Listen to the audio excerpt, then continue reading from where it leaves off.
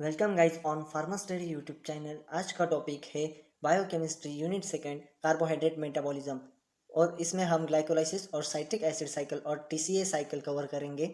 तो स्टार्ट करते हैं अपने टॉपिक को। पर before starting this video please like share and subscribe this video for better updates. Glucose is the major form of sugar moiety present in the blood and other body fluids, यानी कि glucose ये sugar का एक part है जो कि blood और other body fluids में पाया जाता है। Moiety means simply it's a part. Then the digestion of food carbohydrates such as starch, sucrose and lactose produces the monosaccharide glucose, fructose and galactose which pass into the bloodstream.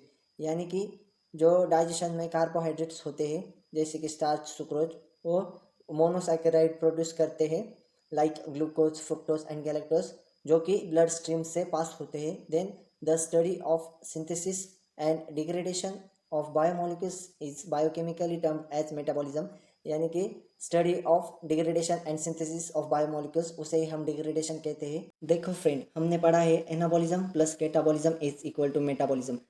जहाँ synthesis की process है वहाँ पर molecules एक साथ आएंगे, उसे ही हम एनाबॉलिज्म कहेंगे। और कैटाबॉलिज्म यानी कि डिग्रेडेशन यानी कि ब्रेक डाउन होना, उसे हम कैटाबॉलिज्म कहेंगे। और इन दोनों प्रोसेस को मेटाबॉलिज्म कहेंगे। Then glycolysis. The glycolytic pathway describes the oxidation of glucose to pyruvate with the generation of ATP and NADH. यानी कि ग्लाइकोलाइसिस का एम क्या होता है? जो पायरुवेट है उसे फॉर्म करना जो कि ग्लूकोज से बनता है, यानी इसमें एटीपी और NADH भी फॉर्म होते हैं। It is also called as Embden Meyerhof pathway. जो ग्लाइकोलाइसिस पाथवे है उसे एम्बेंडन मेहोफ पाथवे भी कहा जाता है।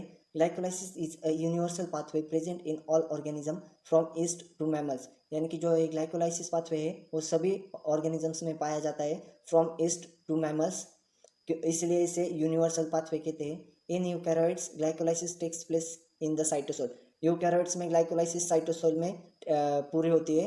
Glycolysis is anaerobic, it does not require oxygen. और अनाएरोबिक रेस्पिरेशन में ऑक्सीजन रिक्वायर नहीं होता, ग्लाइकोलाइसिस एनाएरोबिक होती है। Then in the presence of oxygen pyruvate is the further oxidise to carbon dioxide, यानी कि पायरुवेट के साथ जब ऑक्सीडाइज्ड होता है पायरुवेट तब कार्बन डाइऑक्साइड फॉर्म होता है। In the absence of oxygen pyruvate can be fermented to lactate और इथेनॉल। और ऑक्सीजन ना होने पर पायरुवेट है उसका कन्वर्जन लैक्टेट और इथेनॉल में किया जाता है। इसे ही हम एरोबिक और अनएरोबिक रिएक्शन कहते हैं। Then net reaction glucose plus 2 NAD plus 2 IP that is PI plus 2 ADP is equal to 2 pyruvate, यानी कि जो ग्लाइकोलाइसिस की प्रोसेस है उसमें हम पायरुवेट के दो मॉलिक्यूल्स फॉर्म करते हैं। Then plus 2 ATP plus 2 NADH plus 2 water. ये जो 2 ATP plus 2 NADH plus 2 water है वो बाई प्रोडक्ट रहते हैं इस साइकिल के। अब हम देखेंगे ग्लाइकोलाइसिस में रिएक्शन कैसे होते हैं और किन स्टेजेस में होते हैं। द 3 स्टेजेस ऑफ ग्लाइकोलाइसिस, यानी कि ग्लाइकोलाइसिस 3 स्टेजेस में होती है। Stage first is the investment stage. Stage first क्या होती है? इन्वेस्टमेंट स्टेज होती है। 2 moles of ATP are consumed for each mole of glucose, यानी कि एक ग्लूकोज मॉलिक्यूल के लिए 2 ATP मॉलिक्यूल कंज्यूम किए जाते हैं। Glucose is converted to fructose 1,6 bisphosphate, यानी कि जो ग्लूकोज है उसका कन्वर्जन फ्रुक्टोज 1,6 बायफॉस्फेट में किया जाता है। Glucose is trapped inside the cell and at the same time converted to an unstable form that can be readily cleaved into 3 carbon units, यानी कि जो ग्लूकोज होता है वो ट्रैप होता है सेल के अंदर और उसी टाइम पर उसका कन्वर्जन होता है अनस्टेबल फॉर्म में that can be readily cleaved, जो ब्रेक डाउन हो सके एंड 3 कार्बन यूनिट्स फॉर्म होते हैं।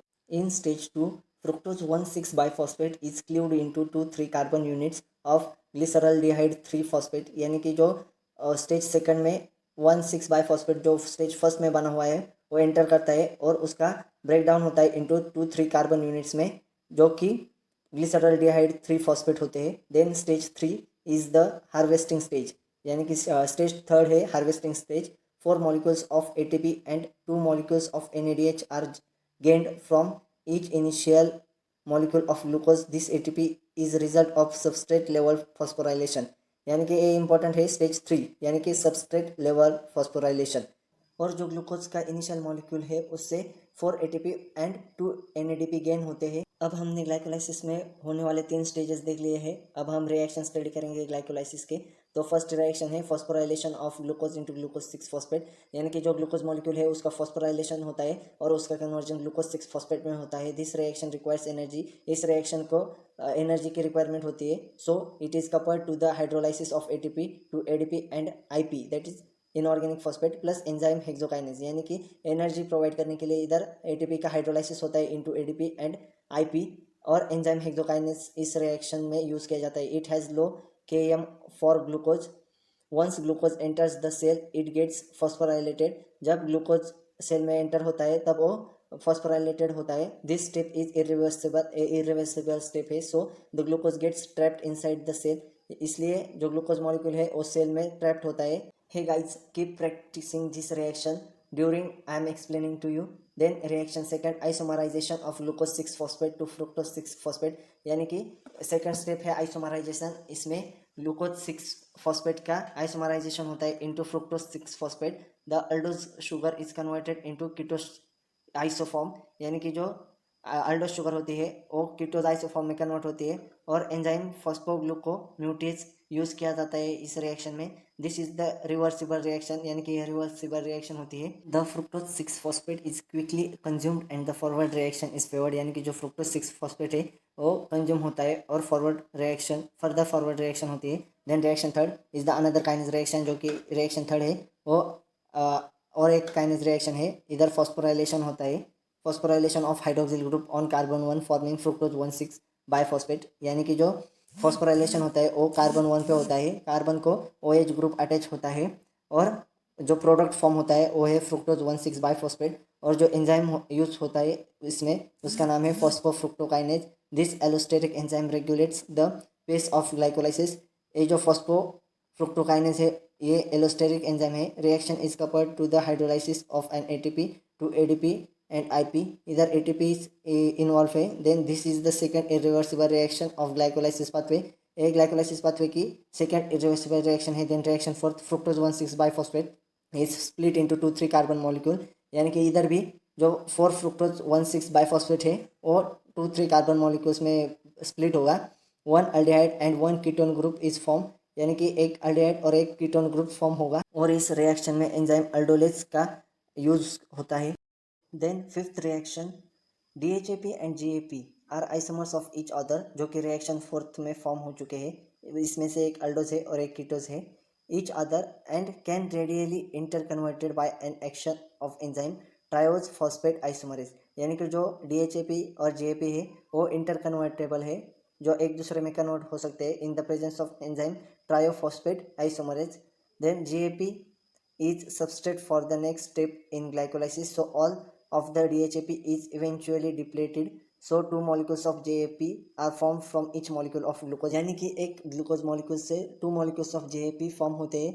Then up to this step 2 molecules of ATP were required for each molecule of glucose being oxidized. यानी कि ग्लूकोज को oxidise करने के लिए 2 ATP molecules का रिक्वायरमेंट होता है. The remaining steps release enough energy to shift the balance sheet to the positive side. This part of glycolytic pathway is called as payoff or harvest stage. यानी कि जो harvest stage में और payoff stage में होता क्या है, जो रिमेनिंग स्टेप्स होते हैं रिएक्शंस के वो इनफ एनर्जी फॉर्म करते हैं रिएक्शन कैरी करने के लिए, इसलिए इसे पेऑफ और हार्वेस्टिंग स्टेज कहा जाता है. Since there are 2 GAP molecules generated from each glucose, each of the remaining reactions occur twice for each glucose molecule being oxidise. यानी कि एक ग्लूकोज मॉलिक्यूल से 2 GAP मॉलिक्यूल्स फॉर्म होते हैं, तो उन 2 GAP मॉलिक्यूल्स के रिएक्शन होने के लिए हर रिएक्शंस 2 बार कैरी आउट की जाती है. यानी कि पहले रिएक्शन में एक GAP मॉलिक्यूल रिएक्ट करेगा और दूसरे रिएक्शन में दूसरा GAP मॉलिक्यूल रिएक्ट करेगा. Then reaction 6, GAP is dehydrogenated by the enzyme glyceraldehyde 3-फॉस्फेट डिहाइड्रोजिनेज. यानी कि इस स्टेप में GAP का डिहाइड्रोजिनेशन होता है in the presence of enzyme glyceraldehyde 3-फॉस्फेट डिहाइड्रोजिनेज, जिसे GAPDH भी कहा जाता है. In the process NAD plus is reduced to NADH plus from NAD. यानी कि इधर रिडक्शन होता है NAD का NADH में, इधर H+ आयंस निकल जाता है. Oxidation is coupled to the phosphorylation of C1 carbon the product is 1,3 bi phosphoglycerate, यानी कि इस स्टेप में ऑक्सीडेशन और फॉस्फोराइलेशन होता है कार्बन 1 का, और जो प्रोडक्ट फॉर्म होता है वो है 1,3 bi phosphoglycerate. Then reaction 7 BPG, that means bi phosphoglycerate has mixed anhydride high energy bond at carbon first, यानी कि जो बाई फॉस्फोग्लिसरेट है उस वो अनहाइड्राइड का मिक्सचर है और हाई एनर्जी बॉन्ड कंटेन करता है एट कार्बन नंबर फर्स्ट पे। This high energy bond is hydrolyse to the carboxylic acid and the energy release is used to generate ATP from ADP, यानी कि जो ये हाई एनर्जी बॉन्ड होता है उसका हाइड्रोलाइजेशन होता है और कार्बोक्सिलिक एसिड फॉर्म होता है और एनर्जी है वो रिलीज होती है। देन प्रोडक्ट फॉर्म होता है वो है 3 फॉस्फोग्लिसरेट, और जो एंजाइम यूज किया जाता है वो है phosphoglycerate kinase. Then in reaction 8, the phosphate shifts from carbon 3 to carbon 2 to form 2-phosphoglycerate and enzyme used is phosphoglycerate mutase, यानी कि in reaction 8 there is a shifting of phosphate group from carbon 3 to carbon 2 and जो product form होता है वो है 2-phosphoglycerate। Then in reaction 9, dehydration catalyzed by enolase, a water molecule is removed to form phosphoglycerate pyruvate which has a double bond between carbon 2 and carbon 3, यानी कि reaction 9 में dehydration होता है जिसका मतलब वाटर का रिमूवल होता है, और जो प्रोडक्ट फॉर्म होता है वो है फॉस्फोइनोपाइरुवेट, और इस प्रोडक्ट में कार्बन 3 और कार्बन 2 के बीच में डबल बॉन्डिंग होती है। Then in reaction 10 enol phosphate is high energy bond, जो कि एनोफॉस्फेट है वो हाई एनर्जी बॉन्ड होता है। It is hydrolyse to form enolic form of pyruvate with the synthesis of ATP, जो हाइड्रोलाइसिस होता है in the pyruvate and ATP synthesise करता है, और जो ये पायरुवेट है वो इनोलिक फॉर्म है। Then the irreversible reaction is catalysed by the enzyme pyruvate kinase, यानी कि ए रिएक्शन 10 है जो कि इरिवर्सिबल रिएक्शन है और इसमें एंजाइम है pyruvate kinase. Enol pyruvate quickly changes to keto pyruvate which is far more stable, यानी कि जो इनोल पायरुवेट है वो कीटो पायरुवेट में चेंज हो जाता है जो कि ज़्यादा स्टेबल है। This is the simple diagram of glycolysis, और मैंने आपको कहा था कि मैं एक्सप्लेन करूँगा तब आप रिएक्शंस को लिख लेना। अब आप रीचेक कर सकते हैं कि आपके रिएक्शन सही है या गलत है। Then significance of glycolysis, glycolysis is an almost universal central pathway of glucose catabolism occurring in the cytoplasm of all the tissues of biological systems leading to generation of energy in the form of ATP for vital activities, यानी कि जो glycolysis है वो universal central pathway है glucose catabolism का, और वो tissue के साइटोप्लाज्म में होता है और इसके वजह से एनर्जी फॉर्म होती है in the form of ATP for vital activities. Then second one is it is the pathway through which the largest flux of carbon occurs in the most cells, यानी कि इस पाथवे की वजह से जो carbon का लार्जेस्ट फ्लक्स है वो ऑकर्स होता है सेल्स में। Then third one is some plant tissues which are modified for the storage of starch such as potato tubers, and some plants adapted to growth in inadequate water such as watercress derive most of their energy from glycolysis, यानी कि जो plant जिनका storage starch है और जो water इनएडिक्वेट water में growth होती है वो उनकी एनर्जी ग्लाइकोलाइसिस से डिराइव करते हैं। Then fourth in plant glycolysis is the key metabolic component of the respiratory process which generate energy in the form of ATP, यानी कि प्लांट्स में ग्लाइकोलाइसिस ए मेटाबॉलिक की है जो कि एनर्जी जनरेट करती है। Then fifth one many types of anaerobic microorganisms are entirely dependent on glycolysis, यानी कि जो अनएरोबिक माइक्रो ऑर्गेनिजम्स होते हैं वो ग्लाइकोलाइसिस पे डिपेंड होते हैं। Then last one is mammalian tissues such as renal medulla and brain sole dependent on glycolysis for major sources of metabolic energy, यानी मेमेलियंस में जो टिश्यूज होते हैं यानी कि जो मेडुला और ब्रेन होते हैं उनमें जो एनर्जी मेटाबॉलिक एनर्जी की रिक्वायरमेंट होती है वो ग्लाइकोलाइसिस के द्वारा पूरी की जाती है। Thank you guys for watching this video. Please like, share and subscribe this YouTube channel for better updates and keep supporting us.